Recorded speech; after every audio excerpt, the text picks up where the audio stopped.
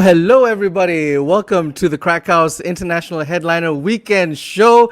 We are coming to you live on Facebook and YouTube. Hello, everybody of the internet, and welcome to the show.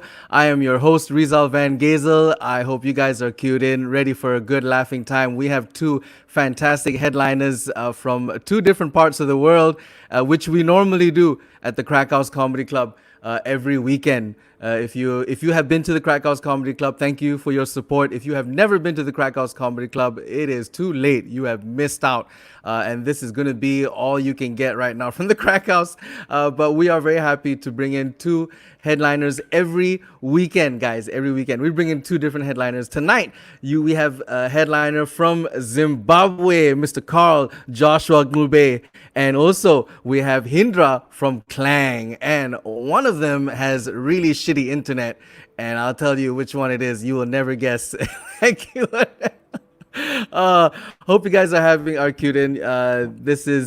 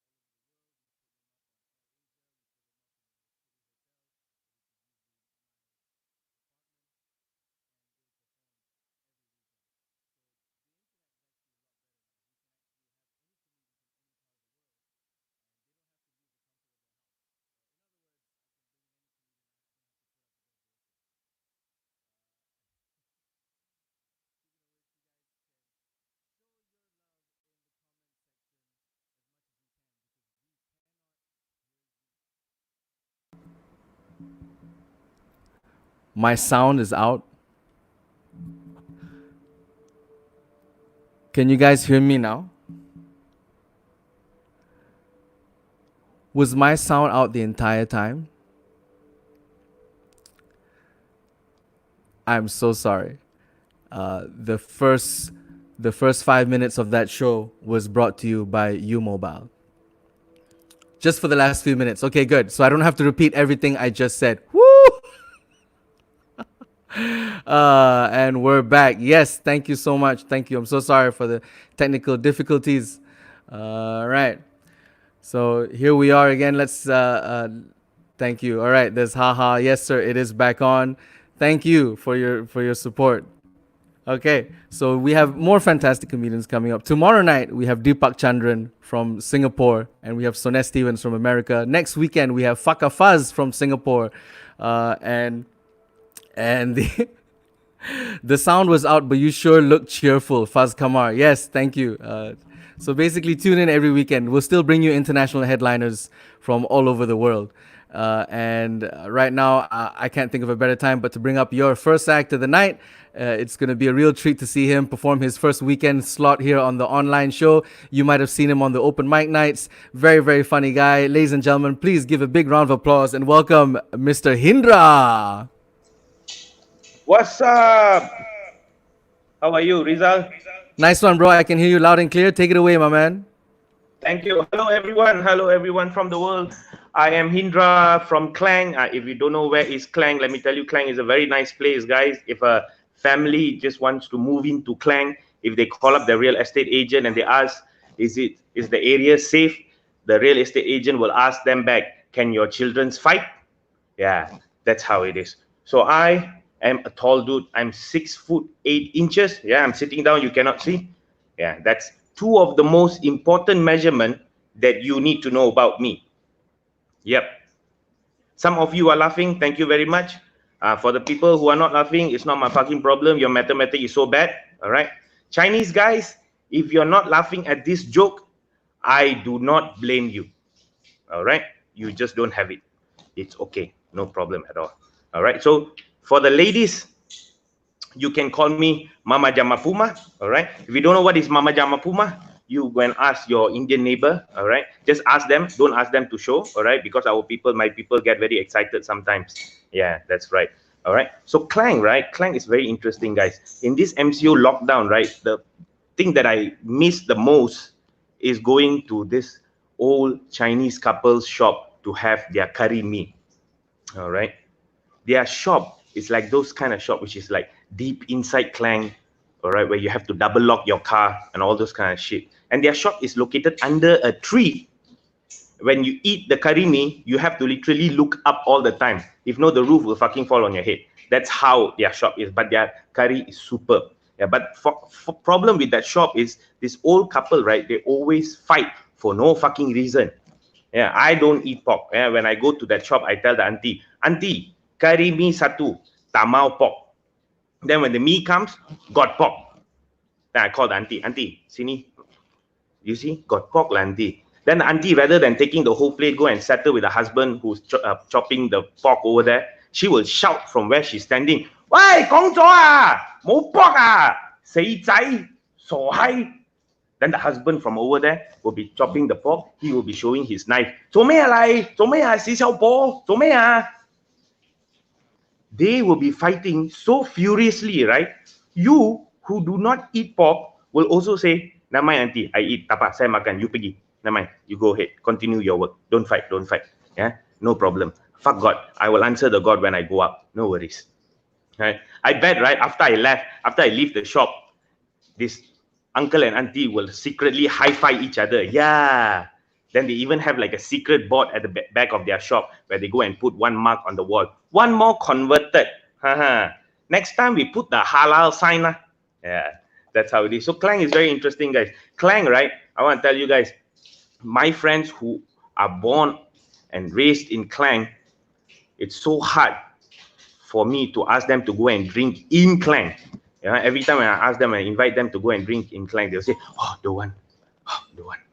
Later got fight. Later got fight." So where you want to go drink?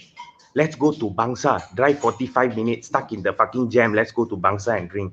Asking why you want to be stuck in the jam? No, you stuck in the jam, then only your head will be, heated up. Then you have a reason to drink. What the fuck, man? But Klang, yeah, people who don't want to drink in Klang, I will go to Bangsa to Klang. Fight happens in Bangsa also. And it's because of the Klang fellas. Yeah, and that's a fact. Okay, so I actually studied in Chinese school, guys. I know whether you guys know or not. I actually studied in Chinese school, primary and secondary. Yeah, 11 years in Chinese school. You guys don't understand how I feel.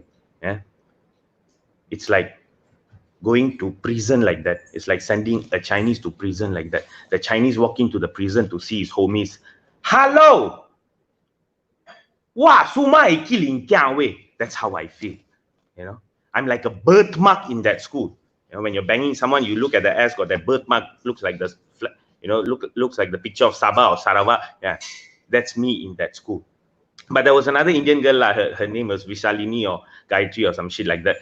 She was my girlfriend for 5 years. But I didn't know about it. Because every time when she passed by, right, sure got some Chinese dude. "Hey, your girlfriend going away. Hey, your girlfriend going, Hindra. Hey, yeah. Why you like to do that? Huh? Then some random Chinese dude will just run up to me and say, "I saw your father at the field just now." Huh? My father at the field? Then you run over to the field. "Where's my father? Where's my father?" And all you can see is Uncle Bala, the school gardener, cutting the grass all by himself.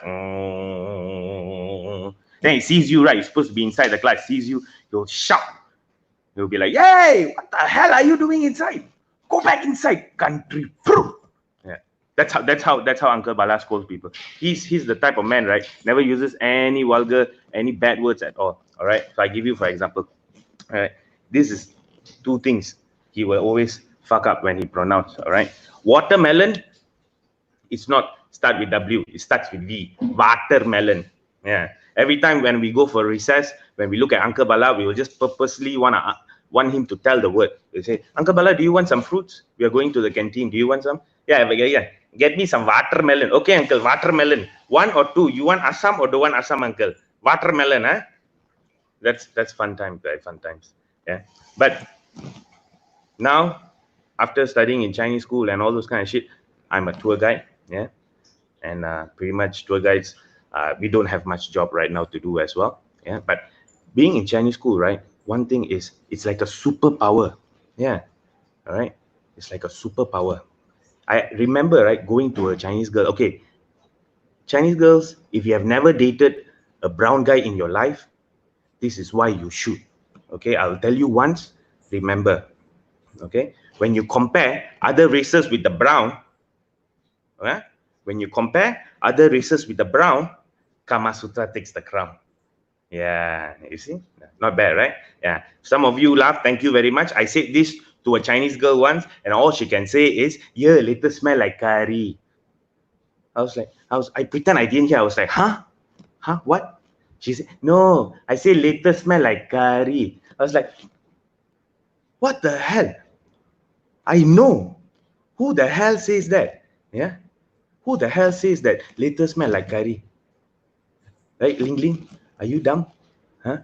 I said I didn't hear, huh? It's because I want you to change your answer, bitch. Not say the same shit louder. What kind of nonsense is this? But learning language, guys, is something interesting. You guys should take up a lot of language as well. Yeah, it's very, very interesting. Recently, my friend who's Middle Eastern came down to Malaysia because he heard so much nice things about Malaysia and all those kind of stuff. So he came down to Malaysia, wanted to see how nice Malaysia was and learn our beautiful Bahasa language. So the moment he landed in the airport, he hired a e-hailing guy, a pakcik lah, you know, an old man, old Malay man. He was riding, he had a Bluetooth on him and he was riding the whole time. So my friend was sitting at back, he was listening to the pakcik talking. And the pakcik, I think he lost it at one moment and he said, "Hisap kote." So my friend memorized that word. And when he reached the lobby of the hotel, about to get down, and that's the time he wants to ask the e-hailing uncle, "Excuse me, sir, what does hisap kote mean?" The pakcik was like, "What the fuck can I say?" So the pakcik said, "Hisap kote means thank you." So he left. So my friend, now, first time in Malaysia, thinking hisap kote means thank you, is going in to check in his hotel. At the lobby, the Malay girl with tudung all, you know, nicely checking in and everything. So I hand over the card to him. It's like, "Thank you, sir. Have a wonderful stay in our hotel." And guess what my friend said? "Hisap kote." Yep, that's what he said. And the girl at the counter wearing tudung, she went hair wire lah. She was like, "Ya Allah, cannot take it." Then now my friend who's already check-in, going to the room. Now the bellboy is going to send his luggage to the room. So bellboy arrange all the luggage. You know, Arab people like to bring the whole family in the luggage and big luggage and everything. So he arranged nicely in the room and everything, expecting for tips from the guy. All right. So my friend took 10 ringgit and gave to the guy. And he said, "Hisap kote." And the guy gave him back. And he said, "No, sir, 50 ringgit. Yeah. Thank you, guys. That's my time. All right. Back to your host, Rizal Van Gezal. Isap kote, bro. Isap kote. Isap kote, what? Isap kote kepada Hindra, well, yes. Can you hear me, by the way? Yeah, I can. Yes. Okay, good. Thank God. Okay, great. I was talking trash about you, about your connection in Klang, and then my mic went mute. So I think that was probably well deserved. Okay, let's hear it for Hindra, everybody. Some big W's coming up in the comment section. If some of you are wondering, what are those big W's? Are these people trying to type in a website? Like they can't get it right? Big W's is applauses. Probably watching on a laptop, because if you have your phone, you can have clap emoji, right? But if you're on your laptop, you can't type a clap emoji. So W's is what we like. W's is basically doing this. Okay, so that's always have to repeat these things for the people watching for the first time. For those of you who have been regularly watching, I'm sorry you have to. I'm just your host, by the way. The real meat is in the axe. Juliana Heng just gave a big clap with Hindra. Daniel Fernandez actually used clap emojis. That's an Indian man with money. There we go. All right, nice one. I hope you guys enjoy that. I love Hindra. Hindra is by far my favorite matcha. And if you don't know what a matcha means, strap yourselves in. I'm about to teach you something, okay? It is a very commonly used term here in Malaysia. It is actually of Tamil origin. It's an endearing term that men use on other men, but not in a homosexual way. And what it directly translates to is brother-in-law. This is fantastic. No other culture has an endearing term that matches this. Like you could go to like in America, what do they say? Like dude or bro, right? And then if you go to Australia, what do they say? Like, cunt or dickhead, right? And then Chinese people, what do Chinese people say? Blow, blala, blala. That's just racist. But matcha is fantastic, right? Brother-in-law. Immediately, you could have just met somebody, and then you can assume that that you are so close, and that you can, you know what I mean? It's like, what an endearing term. You can actually say like, hey, matcha, you're like family, matcha. You can come to my house and have sex with my sister. Yeah. For the Indian people watching, I'm sure you guys are laughing. Some of you might even are going like, yes, brother, which sister you want? Those of you not laughing, I get it. You're very protective of your sister. I get it. And then I've learned from some of my friends who live in India and who are from the northern region. And if you don't know, they actually speak Hindi, right? Hindi is the national language of India. Now, in Hindi, there is a derogatory term, right? It is a very nasty term, and that term is benchot. Okay, I might not be pronouncing it right, but it's benchot. Benchot is a really if you use benchot on somebody that you really you really wish them the worst thing. If you call somebody a benchot, you know what I mean? The expression is the opposite of matcha. See, matcha is used for love. You can never say matcha in anger. You can never say like, "Hey, fuck you lah, matcha." That just means I love you, dude. You know what I mean? But benchot, when you say benchot, it actually means something really bad, right? Like benchot, like like you really bad. And benchot, the direct translation for benchot is sister fucker, which is matcha. To be a benchot, you have to be a matcha, and vice versa. Do you get it? Do you see it?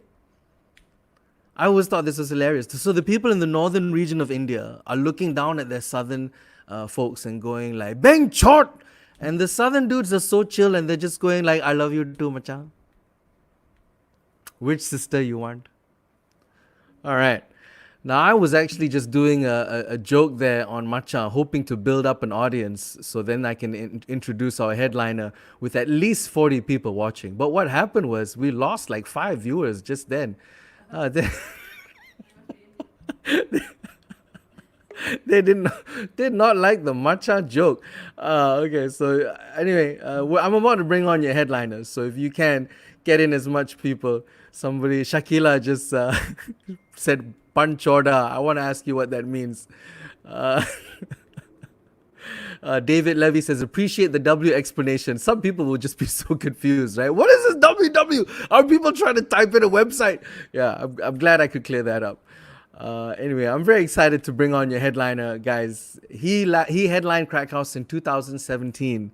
Now, as I mentioned earlier, we do weekend headliner shows, and we bring in headliners from all over the world. And he has been by far our most favorite African headliner that we've had. And I am so excited to bring him on. And I know you guys are going to love him. He is actually live streaming all the way from Victoria Falls in Zimbabwe. And I'm going to enjoy the hell out of introducing him because he has a great name to say, all right, ladies and gentlemen, let's bring up your headliner for tonight, the wonderful Carl Joshua Glube. Is he there? What happened? Hey Nat, can you? What happened? What's? Oh, do we? Wait. Let me refer to the. Carl's camera died. Oh man, this is what happens when you try and live stream from Africa. His camera is malfunctioning. Oh man, what a drop down from that introduction, right? I thought he was actually during soundcheck. It was actually really funny during soundcheck. Carl's internet was so steady, and then our Mama Jama Buma was going in and out, and I had, it was like so weird. Like, why is African internet better than Clang internet? He's restarting. I'm getting a message from our tech guy Nat Kang, or as you guys might know him as the naked trombone guy. He's saying he's restarting. Hold on a bit. Okay, I guess I will hold on. Anybody want to request for a joke? I'll take in requests. I'll just look to the live comments. All right, nice one. People are tagging their friends. That's nice. Hindra fans, yeah, maybe so. Hindra might have some fans. I don't know. Maybe his parents are watching. Okay, we might be having to look at an image while we listen to Carl. Oh God, what was I thinking? Trying to bring in a headliner from Africa. Ah God. Oh man. You know what I mean? Like how strong can your 5G be when you're working from a bus? And yes, Muhammad Faris says your mobile works in Zimbabwe. Your mama jokes. Really? Are we gonna stoop that low, Lucian Dinesh Pereira? Your mama jokes. Are you for real? We would reduce. Okay, well, you asked for. I don't have a your mama joke. I have a my mama joke. See, because I had a very wonky household, in a sense that, well, they were both my parents came from different religious backgrounds. My dad had to convert from Christianity to Islam to marry my mum. And in doing so, he had to give up a few things which were very hard for him to give up, like, drinking alcohol, eating pork, It was very hard for him to give up these things. But, however, God bless my mother, right? She was the Muslim in the family, so she kept us whole. She loved to gamble. So we were one big happy haram family. All right, so that was a my mama joke. I don't have any your mama jokes, It's very rude to talk to some. That was not the request I was hoping for. Our favorite backdoor politician jokes. Well, what was it called? Carl's back online. Okay, great, good. I don't have to degrade my comedy to your mama jokes. And actually, favorite backdoor. I do have a joke about not to say a joke, a story about our current prime minister. And when he came over to the Crack House and saw a show.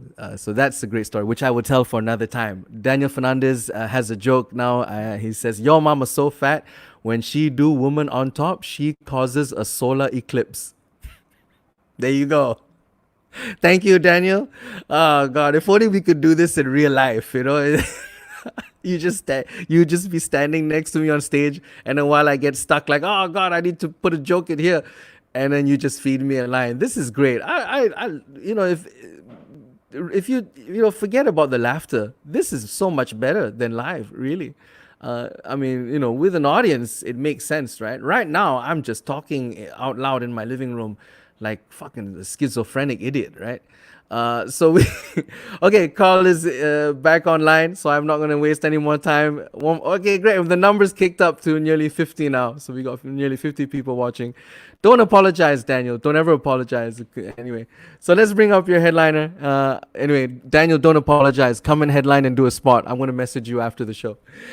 Right, without further ado, Crack House, your Friday night headliner here on our virtual stand-up comedy platform, all the way from Victoria Falls, Zimbabwe. Give it up for Mr. Carl Joshua Glube.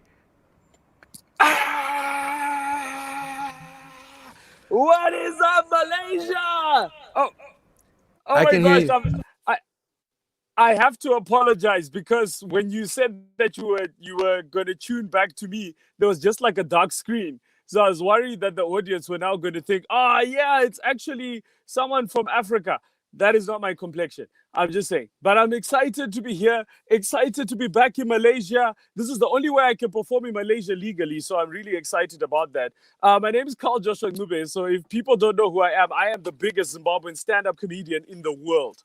Okay, whatever. But I'm just glad to be here. It's like it's nice to be performing to people in Malaysia because obviously you guys know that our former president loved Malaysia and Singapore. In fact, those are the two places that kept my president alive. So I mean, the thing is, Robert Mugabe was a big thing in our country, and obviously, he's not there. May he so rest in peace. But he gave us a lot of memorable times. Like for me, I got to travel around the world, like on a world tour. Okay, exile, whatever you want to call it. But it was pretty much because as a stand-up comedian, right, I often felt like it was unfair. I couldn't perform the same jokes that other comics from other countries would perform. Like, for example, I couldn't perform jokes about my president the same way that American comics can perform jokes about their presidents, right? And it was quite simple. The only reason why, like, comics like Trevor Noah can make fun of Donald Trump is simple. Because America has over 15 flights leaving the country every day. If I made fun of Robert Mugabe, even in Zimbabwe, I'm not even sure that our national carrier Air Zimbabwe has like any flights leaving the country today. So I'd probably be stuck at the airport with some douchebag hitting me under my feet saying, "What were you saying about our supreme leader?" So it was very hard. This whole idea of performing jokes about Robert Mugabe. I even remember a time when Robert Mugabe fell. And it went viral on the internet. Everybody was making jokes about Robert Mugabe. Everyone was talking about it. Everyone was making memes about it. I remembered having to travel to South Africa, a neighboring country. I had to travel to South Africa to go see what was being said on the internet because obviously back home the internet was still buffering. So Robert Mugabe obviously was still walking or standing at that particular point. But there was this abject thing of fear in our country that had actually like gripped our country. And I'm really excited right now. People keep talking about lockdown like it's a bad thing. Like I'm stuck in Zimbabwe. And for the first time in my life, I'm actually happy to be stuck in Zimbabwe because I always had to be on the run. Like, listen, can you imagine? I could never be famous in Zimbabwe because the news in Zimbabwe would only ever talk about Robert Mugabe. That's the only thing that would happen. Like things have changed now. You don't even get that at the moment, but you couldn't even be famous. Like the news in Zimbabwe would be like, the news would start and it would be like, oh, sorry, that's how our news starts. Obviously, Zimbabweans will get it. Welcome to the news at 8. My name is Hugo Rubatika. In our top story, the head of state and government and commander-in-chief of the Zimbabwe Defense Forces, President Robert Gabriel Mugabe, yesterday castigated the Western imperialists for their terrorist attack against Zimbabwe. Let's find out more from our chief political correspondent, Ruben Barre. The head of state and government and commander-in-chief of the Zimbabwe Defense Forces, President Robert Gabriel Mugabe, yesterday castigated the Western imperialists for their terrorist attack against Zimbabwe. Let's find out more from the president. I hereby castigate the Western imperialists for their terrorist attack against Zimbabwe.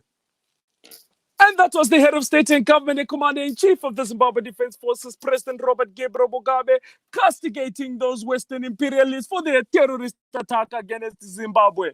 Ruben Barwe, ZBC News, Harare. And just in case you're joining us, here's our top story. The head of state and government and commander-in-chief of the Zimbabwe Defense Forces, President Robert Gabriel Mugabe, yesterday castigated the Western imperialists for their terrorist attack against Zimbabwe. Let's move over quickly to sports news with Spencer Banda. Spencer, are you there? Thank you, Hugo Rubatika. Thank you. By the way, that was a great story there of the head of state and government and commander-in-chief of the Zimbabwe Defense Forces, President Robert Gabriel Mugabe, castigating those Western imperialists for their terrorist attack against Zimbabwe. Unfortunately, we've run out of time for sports news. My name is Spencer Banda. So it was like impossible to be to be famous in Zimbabwe. Like for me, like I've recently turned 40, and it's made me really, really like angry at the fact that I've lost most of my life because of Robert Mugabe. Like, just imagine, Robert Mugabe was president of our country for 38 years. So I literally had 2 years of freedom, right? Okay, maybe the 2 years were even before we were even independent. So I had like freaking no years of freedom. But it's made me a very disgruntled old person, because I look at young people and I hate young people. Oh my gosh, I can't stand young people, because like young people can do a lot of cool stuff. Like they can go out, they can have sex. Imagine the difference between a young person have sex and me. Like, for example, for me, I don't even look at the Kama Sutra. I just look at the bed, and my wife and I look at each other and we're like, what are we doing, landscape or portrait? Those are the only two styles that we really actually know. But even having said that, my wife and I are trying to have a baby, right? And it's really weird because we tried a lot of tricks, because obviously, like, I'm firing blanks, so I can't have kids. And so, we have to try a lot of things just to, keep the little boys like interested and whatever. And I remembered like having to travel to South Africa, and we saw this thing called the Sexpo. And we realized why people like to dress up as other people's professions when they're having sex, right? And I was like, oh my gosh, this is so cool that you can dress up as another profession. Now, we could try this at home. But obviously we tried to go back home to Zimbabwe, and obviously we couldn't find any like uniforms for other people's professions because of the levels of unemployment. The only uniforms we could find were like Target official outfit. No. Listen. Work with me, yeah? Target official outfit is super sexy. You should try it at home. Like, all you have to do is like pay her $2 and she opens. But all I'm saying is that we've been enjoying our time, right? In Zimbabwe, and it's a lot of like weird things that have been happening. Obviously, one of the things that I want to correct is that people think that in Africa, right, when people hear that I'm a stand-up comedian in Africa, they think, oh, you probably live in a hut somewhere surrounded by animals, and when the sun rises, you run towards the sun singing songs like Nansengwenya Mama Yiti Baba Siti Gwenya Ma. Which is true. But all I'm trying to say is that like in Africa, right, people think that they understand Africa because they've watched films like The Lion King. And people don't even understand what you're singing when you're listening to The Lion King. People don't even know. Like right now, just show me in the comments if you can tell me what they're actually singing in Lion King when they sing Nansengwenya Mabagiti Baba Sidi Hu Gwenya Ma. Do you know what they're singing? Okay, let me translate because it's in my language. What they're singing is, there's a lion. Oh my gosh, Daddy. We say, there's a lion. Daddy, there's a lion. Oh my gosh, there's a lion. We fucking get it. It's a lion, okay? Like, even the second verse, and most of my white friends are like, yeah, but I love this, the opening of The Lion King. Can you sing that second verse? Because that's what I sing before I motivate myself and I go and do yoga. You know that part where they sing, Ingwenyamalengwenya namabala, Ingwenyamalengwenya namabala. Do you know what they're actually singing when they sing Ingwenyamalengwenya namabala? Okay, let me educate you a bit today. There's a lion with a lion-looking thing with spots. There's a lion with a lion-looking thing with spots. There's a lion with a lion-looking... It's a fucking leopard. There's a fucking word for leopard. In our country, we do have a name for leopard. Fuck. All I'm saying is like, people have just misunderstood Africa, right? To the extent that I get a lot of my white friends coming to me and they're like, oh my gosh, Carl, you live in Victoria Falls. Oh, it's the international capital or destination around the world. When we come to Victoria Falls, we want to go walking with lions with you, Carl, because we want to go camping and walking with lions. And firstly, I don't understand why you sound so excited. Number two, why would I want to go camping? Why would I want to pay to be homeless? This makes no sense to me whatsoever, right? And then my white friends are like, no, Carl, it's okay. I know you're afraid of camping, but listen, this is white logic. Listen, when lions see a tent, they see it as a whole. And so they don't know there's a person on the inside of the tent. So when they see the tent, they see it as a whole. I'm like, fuck off. That's like me leaving Crack House Comedy Club, going to my hotel room, seeing a packet of KFC on the table and not knowing there's a fucking chicken on the inside. What the fuck are you talking about? I know without my sense of smell, even when I'm drunk, when I look at a packet of KFC, that there's 2 pieces of chicken and chips in there. That's all I'm saying. And then, the thing that I hate is the fact that you've got these tour guys that come and say, okay, guys, we're going to go walking with lions. Okay, a couple of things that you need to note. If a lion is to enter this room, rule number 1, do not panic. I'm like, dude, I'm a fucking Zimbabwean. I'm always panicking. What the hell's your problem? It's like rule number 2, whatever you do, make sure you make yourself as big as possible. You see, white people listening, this is the reason why white people don't get eaten by lions and black people do. And I need to explain this to people. Black people, please pay attention. The reason why black people always get eaten by lions first is because, look at me. I already look like I've been dipped in soy sauce and slow roasted. I'm already ready to eat. White people, this is why there's like lions and cheetahs licking you all over the place, because these are African animals. Africans do not like sushi. That's all I'm saying. Anyway, in any case, if you find yourself in a room where you're surrounded by lions, run as quickly as possible to your nearest Indian friend, because that will protect you. Because I know all my Indian friends are bags and bags of flavor. But all I'm saying, I'll offend a lot of people. But anyway, I'm in Zimbabwe, right? And the thing is, I'm always wondering why in Africa we don't develop is because of this fear that we have of a lot of things. Like, for example, if you come to my country, it's not like you see billboards like in America where it says, welcome to Orlando, Florida, home of the Orlando Magic. See Mickey Mouse at Disney World. The first billboard that you see coming out of our country is AIDS kills. Get circumcised. Like, I don't understand why a tourist would need to get circumcised before seeing Victoria Falls. This makes no sense to me whatsoever, right? Like, even the businesses in my country are named after verses in the Bible. Like, for example, why on earth would you need to have a Bible that's called In His Hands Beauty Salon or In God We Trust Electronics? What on earth would possess a person to name the business? They that wait upon the Lord shall renew their strength. Fried chicken. What? This makes no sense. I don't understand what's actually happening. But I blame my white friends.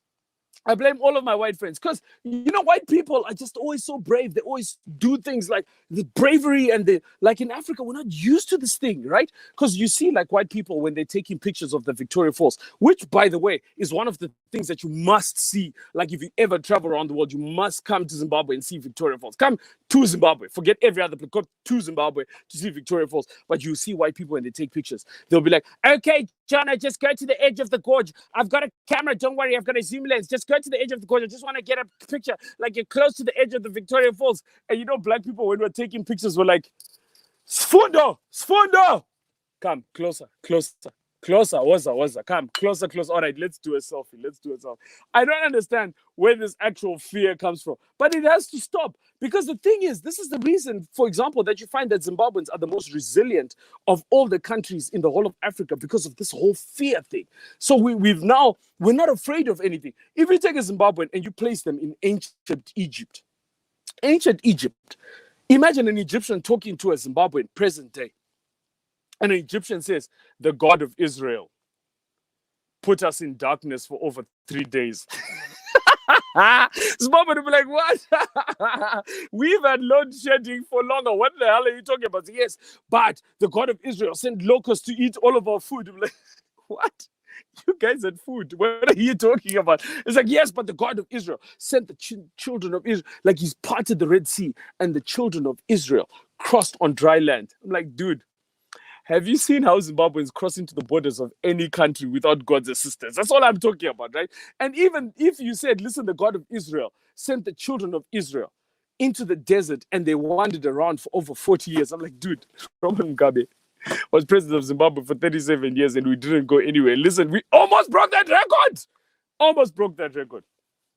But anyway, all I'm saying though, at the end of the day is that we have to realize, like, in Zimbabwe, sometimes there's some things that we can't get that other people around the world can get. Like, for example, I get really pissed off when I have to watch cooking shows, right? Because I had to become a chef, right? I had to become a chef because I was kind of sick and tired of watching Jamie Oliver cooking with ingredients we couldn't find in Zimbabwe. Do you know how annoying it is in lockdown, having paid your digital television subscriptions, and you've got Jamie Oliver on television saying stupid stuff like, well, what we're going to do is we're going to cook with some easy ingredients, stuff you can find in any country from around the world. What we're going to do is we're going to start off with a nice, juicy bit of salmon. Imagine you're sitting here at home and you're like, salt. It's like, and then what we're going to do is we're going to chop up some dill. We're going to sprinkle it all over our salmon.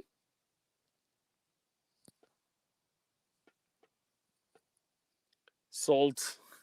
And then what we want to do is we want to take some baby asparagus. We're going to put it all over the salmon just to bring out those wonderful flavors.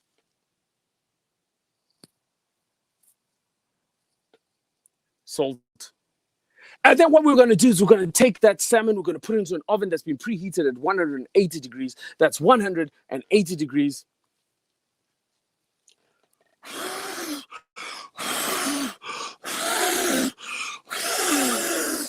This shit doesn't work, is all I'm saying.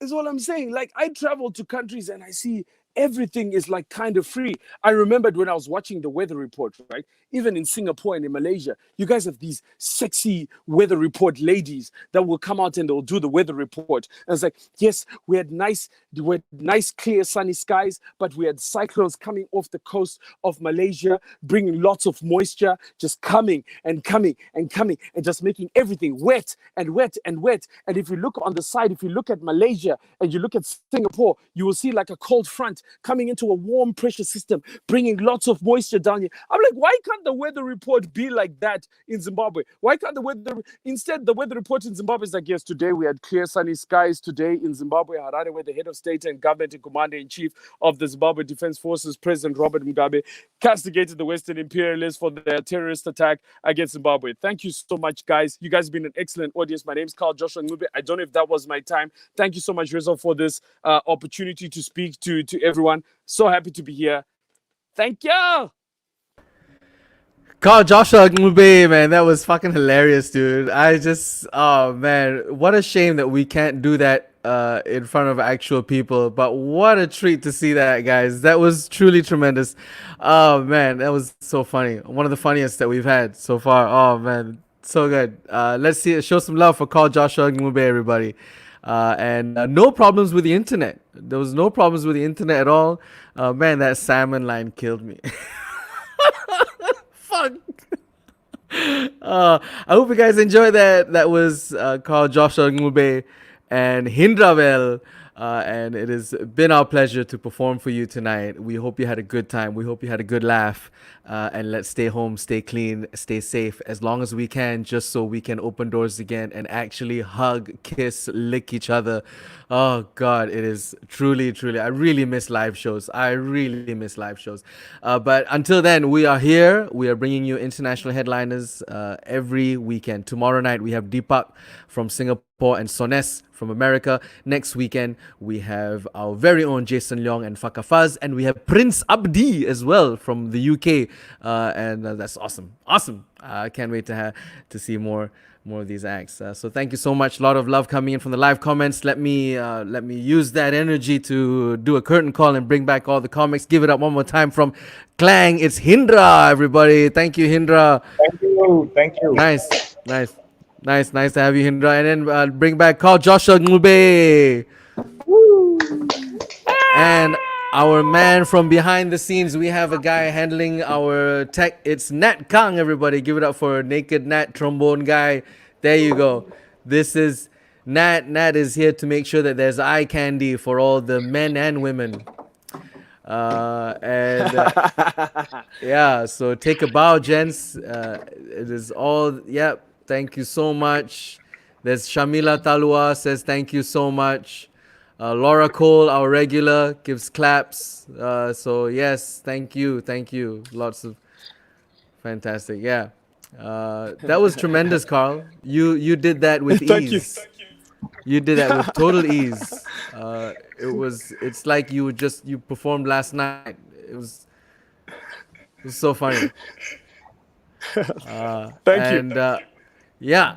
Do you have anything you want to plug? Hindra, do you want to plug anything? Now's the time you guys can plug whatever shows you're doing. I'm not doing any shows. I'm just doing biryani, bro. Okay. Yes, plug your biryani. Okay. I'll put the menu on the Crack House page. You should order biryani from Hindra. It's tremendous. I'm gonna have mine tomorrow, so I'll be able to say it from experience. Carl, do you want to plug in anything? Some of your wife's cooking, maybe. So I'm gonna be performing in my bathroom or whatever. I'm taking the time out to build my house from a bus anyway. So people can follow this alternative living we've gotten into, growing our own foods, living in a broken down bus, working from home. So they can I know people get confused with my long name, Carl Joshua Ncube. So I've shortened it to on Instagram to @Carl Joshua Ncube. So it's easier to follow. All right. Awesome. Is your bus actually functional? Like, can it move? Does it have a running engine? No. So it's a caravan. We'll put it onto a trailer when it's finished. Oh, okay.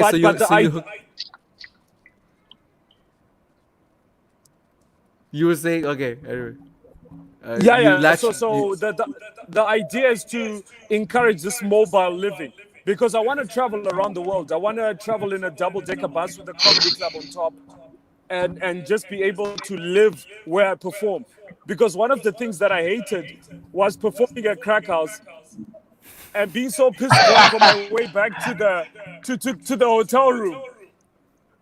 And like I could have just been living there and just parked by Crack House and not have to take an Uber. Oh God. That's where did we put you up last time you came down? Do you remember the name of the hotel? Where did we stay when we did Crack House? We stayed. There was one time in the Bajaya, and then Sweets. I forgot the name. And then there were these suites that you guys put us up in two expensive hotels, you guys. I'm like, No, what the hell? Am I headlining or do I own this club? Oh well, no, we just take advantage of our shit currency, and it brings down the price for everything. But can I just say though? Can I just say? Yes. When I performed in Crack House, and this has to be said, Crack House is one of the comedy clubs that every comic has to perform in, because if you want to call yourself an international comic and you haven't performed at Crack House, then you're not an international comic. Oh wow! Thank you, Carl. Yeah, that's right. That's awesome. I can't even plug in my own club better than that. Yeah. All right. Well, thanks for doing this. I started getting taken seriously from you guys. What's that? I started getting taken seriously as an international comic because of Malaysia. Well, here, we're very appreciative of anybody that comes down and share their craft. And you, my man, are like just a superbly natural, funny guy. And you left such an impact on the club ever since. And we loved having you then and now. And hopefully when this blows over, you and Nelsie can come back again. And we might not put you in the same suites though, because we might put you somewhere else. Get us a caravan. Hindra got places in Klang. We can put him, and that will remind him of Zimbabwe. No worries. He like van so much. I know all the bus contact and van contact, bro. We can put him up in one of the bus or vans. Oh wow. Hey, it's good to see you, Carl, and good to see you, Nelsie, and Hindra. And thank you so much. Thank you so much for doing this, guys. I really appreciate it. Thank you. You tore me up, and you can read after the show. Read the comments, because those are your applauses and your laughters for your set. So it's very different from the live show, and we hear instantly. Now we have to look back and read the reactions. Go back through the Word documents. That's all right. So let's take a bow, gentlemen, and play the outro music. This has been the Crack House Comedy Club Weekend Headliner Show. Thank you so much for joining us. See you again tomorrow night.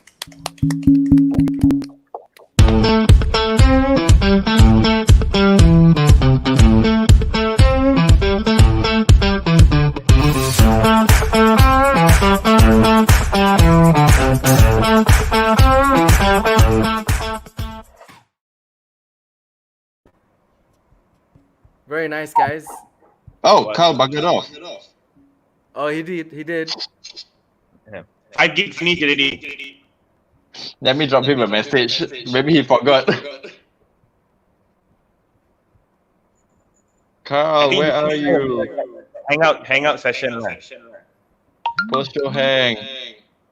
Oh, It's the we're best still thing. live, eh? Holy shit. Okay, well, thank you so much. I was just actually reading the live comments, and dude, man. Luckily, I didn't stand up and totally flash my underwear. I was gonna do this, you know. You said it's lucky you didn't stand up. We're still live, eh? Oh shit. Okay. Well, we might as well read some comments. Thank you, Shamila. Thank you. Our regular Patfan Jipunto. Thank you, David Levy. Thank you, Laura Cole. Thank you, Prakash Daniel, for not saying anything in this comment. What is this? Indian suppression of speech. Oh, Prakash actually left a comment with no comment. That's so weird. Patfan Let's talk Jipunto about with Shamila Talwa said, wow. Eric here said beach club. I'm not sure which part of the conversation he was referring to. Beach club. Was it when we were trying to find a place for Carl to stay? Is it? Maybe. I think so. Is it because a lot of Zimbabweans in beach club? Is that why? Anyway, Is he mixing up Carl with Nigerians? I think so. Racist. Gary Abdullah says, "Well done, guys. All right, thank you so much. This is tremendous. Yeah, this is our applauses now that we are experiencing. Okay, so Wow. no more Carl. Has he actually fucked off? What? Let me check the text messages. Well, we could probably, we just want to say goodbye. We don't have to be live to do that. We can. Yeah.